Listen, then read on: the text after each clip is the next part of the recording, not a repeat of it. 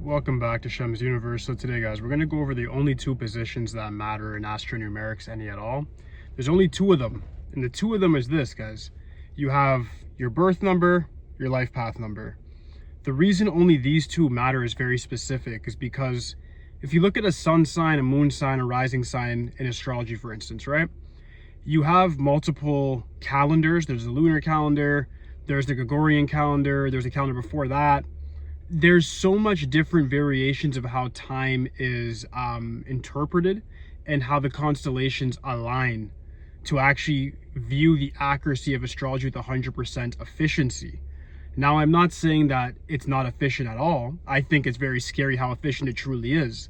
But I don't want you guys to get lost in the context of different ideologies and then finding it confusing to give yourself readings, especially if that's what you're trying to do when you're going to things like an enemy year, or when you look at transit reports, or you just want to know what your horoscope is for a given week.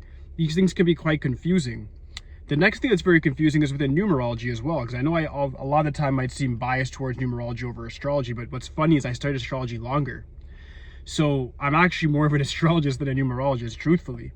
The funny thing is, though, even with numerology, we have debates with the subject matter. And the subject matter is like where the Chaldean alphabet will have the 9 in their alphabet, meaning like certain letters, it doesn't have the 9. So certain letters in Pythagorean will have 9, whereas a Chaldean, they'll never have a 9 as a letter vibration. They say 9 is the 9th dimension. It's heaven, it's holy. So they don't use it. As a result of that, we have different ideologies, Eastern, Western numerology.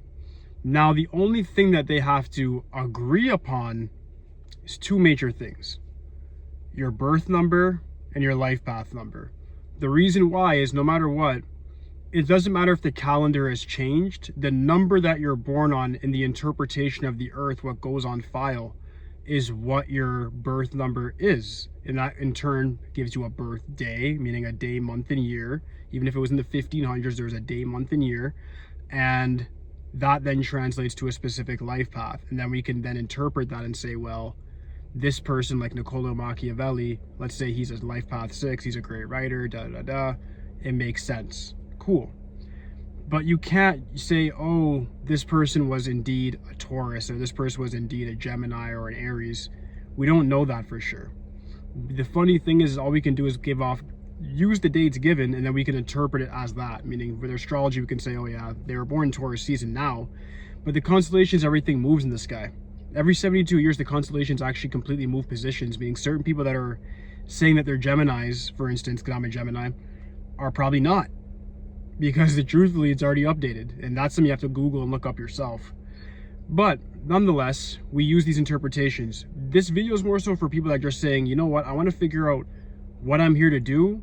How do I use astronumerics to do that? My recommendation would be this: use your day and life path number only if you're just looking to get the basics from this. Meaning, your birth number will tell you about your mindset. I'm born the 25th, so it's like 7, cerebral, smart, cool, but very quiet. I talk to you guys, but in general, I'm a very quiet person. And then a life path 8. So for me, when I looked at that, I said, well, 7 and 8, quiet money. I got to make quiet money. That's why I got into crypto. That's why I got into different things. Quiet money. Screw all that loud money. I just want this type of money. And I was always like that anyways. Before, I guess, crypto and all this other stuff, I was probably into certain unscrupulous things that weren't exactly tax paying occupations. So nonetheless, it's always like that, guys. Your birth number and your life path number will tell you a lot about how your life's going to go if you know how to interpret it correctly, or if you know how to utilize it correctly to give yourself good aims.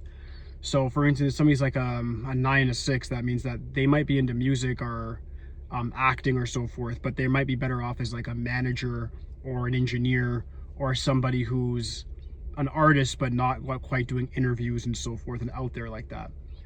Another example of something like that would be like Drake. He's like a birth number 6, life path 4.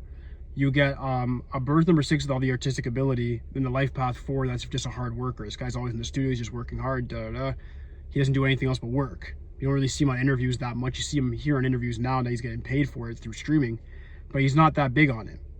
So that's my whole point. You see a guy like 50 who's a 6 and 8. 8's a businessman. Look at all the stuff he's done with movies. Then you see the 6 there again, the musical ability, the writing ability, the creativity. It all goes hand in hand. And I can just keep going and going, but what I want you guys to understand is this, is that Your birth number, no matter what type of numerology you look at, it's going to have the same sort of definition. The 1's always going to be a leader. The 2 is always going to be compassionate. 3 is always going to be the gentle, childlike figure. 4 is a hard worker. 5 is an adventurer, fearless. 6 is the nurturer, family-oriented. 7 is the loner. 8 is the business person. 9 is the person that brings everything to finality. Then you get the master numbers who are special in their own way. So when you understand that fully and completely, you just have to leave it at this. What's my birth number? That controls how I think. What's its strengths and weaknesses? What's my life path number? What's its strengths? What's its weaknesses? Am I following it? Me personally, I like using the name as well. I think the expression number in Pythagorean is very accurate to decide how you are actually meant to accomplish your life path. I think it's fully for that. But if you don't believe in it, what I would say is just use the day in the life path number. Understand your mindset, understand what your life path is, and then go out and achieve it. It's that simple. You don't need a reading from me. Just go achieve it. That's all you have to do. Just understand what the numbers mean, understand their strengths and weaknesses, and if you can master this for everybody now, if you can master the strengths and weaknesses of your birth number, meaning you actualize all of its strengths, you negate all of its weaknesses, and you do the same thing with the life path number, you can't lose anyways. You won't lose from a Chinese enemy year. You won't lose from a transit. It supersedes all of it once you're actually following your life path in a moral way. That's the whole point. As long as you are following your life path in a moral way, meaning you're not giving yourself karmic debts by doing bad things to other people that there's then gonna have to be retribution for, you'll be completely fine. You're gonna find that you have good luck all the time. All these other glitches I'm giving you guys with advanced numerology and advanced astrology, it's good, but it more so is just tools for people that actually want to know more about this, know more about their life, how to forecast it and so forth. But for the person that just wants to be a practitioner, the person that just want to know about all this stuff, all you need to really know that you know it's not going to change is the day in the life path number. And in my mind, those are the two most important things across the astronumeric space as a whole when it comes to Vedic astrology, tropical astrology, Eastern numerology, Western numerology, all of it. As long as you understand those two things, because they can never change, the day in the life path number, you're completely set for everything else. Understand how to utilize those energies to the best of your ability, and you're going to find that you have good luck naturally.